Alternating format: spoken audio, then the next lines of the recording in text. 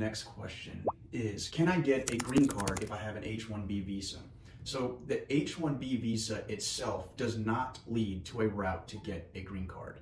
But most of the time, when somebody has an H-1B visa through their employer, at some point their employer will want to apply for the PERM process. So the PERM process is when an employer applies for the green card on behalf of the employee. So we'll talk more about that because that's a very in-depth process. But the H-1B process itself does not lead to a route to a green card, which brings me to my next question that I get a lot is, how long can somebody stay on an H-1B?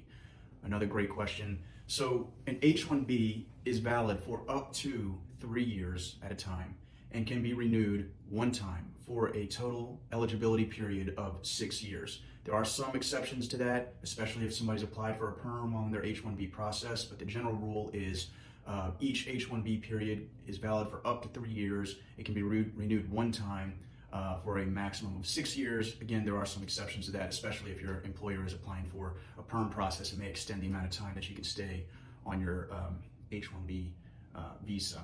The last question that I get, it's another really important question, especially for anybody that's married and has children, is what kind of visa, or can a spouse and children come to the United States if I have an H-1B visa? The answer is yes. Your spouse and child can come. They have a similar H visa and they can stay here with you so long as you remain in H-1B status. So the H-1B period to apply is March. So if you're an employer or if you're an employee and you think your employer's willing to sponsor you for an H-1B visa, please let us know. It's coming up quick. The H-1B visa is great for workers. It's great for companies. It's great for this economy.